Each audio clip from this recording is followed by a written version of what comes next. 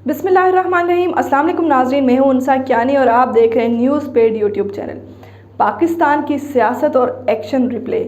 हमारा सियासतदान जितना बेहिस है इतना ही बेवकूफ़ भी है। ये वो कम्युनिटी है जो अपनी भदी नाक से आगे तो देख नहीं सकती, आइंदा नस्लों का क्या देखेगी।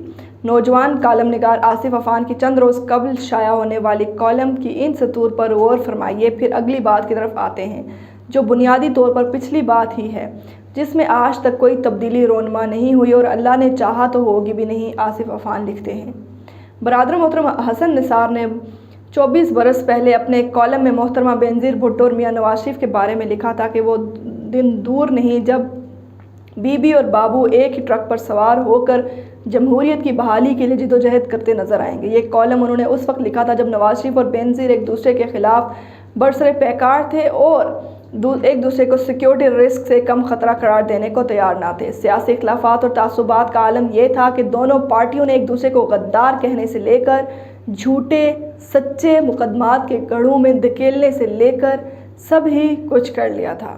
नाज़रीन, मज़े की बात यह है कि जब इन दोनों सियासी बड़ों के गठजोड़ की पेशगोई की गई तो बड़े बड़े दानिशवरों, तज्ज़ियाकारों और सियासी पंडितों ने इसे नामुमकिन और अनहोनी करार दिया।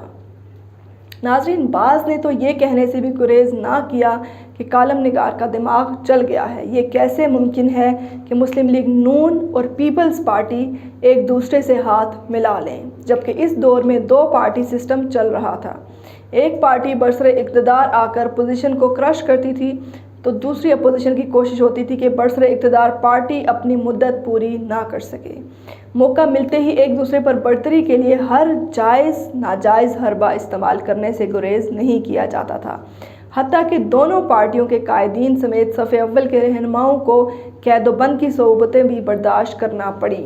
इस दौर में ये लिखना और कहना माजरत के साथ दीवानगी से कम ना था, लेकिन फिर चश्मे फलक ने चंद साल बाद देखा है कि बेनज़ीर और नवाज शरीफ दोनों ही जान बची 100 लाखों पाए के मसादिक जिलावतनी के दौरे पर थे।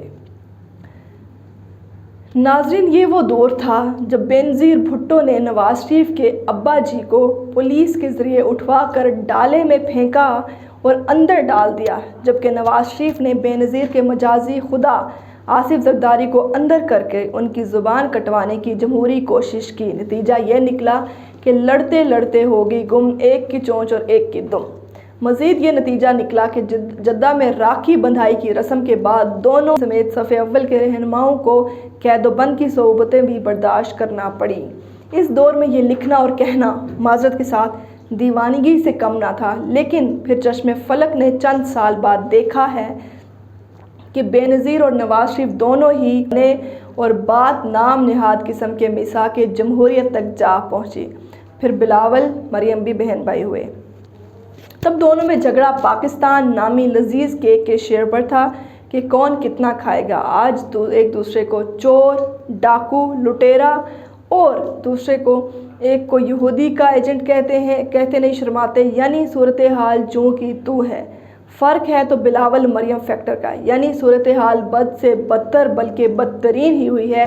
किसी सियासी नोगज़े ने कोई सबक नहीं सीखा और ना ही ये लोग इस काबिल हैं कि कभी कुछ सीख सकें। नाज़रीन, दिलचस्प तरीन बात यह है कि जिस बात को आसिफ अफान ने मेरी पेशगोई लिखा वो पेशगोई नहीं, सीधी सादी कॉमन सेंस की बात थी।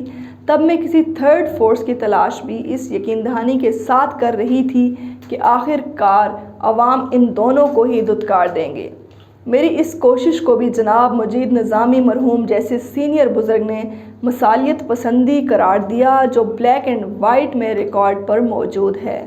अर्ज़ करने का मकसद सिर्फ़ और सिर्फ इतना है कि मैं तसलसल के साथ फिर कुछ बातें अर्ज़ करने की कोशिश कर रही हूँ जो पेशगोइयाँ हरगिज़ नहीं कॉमन सेंस की बातें हैं, लेकिन ना तब के सियासी मुहिमजों को समझ आती थी ना आज के सियासी कोपेमाओं को समझ आ रही है। ये सब तो सियासी तौर पर भी सिठाए हुए लोग हैं।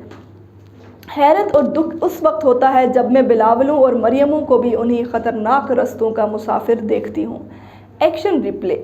اپنے عروج پر ہے، اور زوال کی انتہا یہ ہے کہ ان سب کو مختلف نتائج کی امید ہے جو کبھی پوری نہ ہوگی۔ کبھی کبھی سوچتی ہوں ہم جیسے لوگوں میں محمد علی جناح جیسے باوقار، با اصول، مدر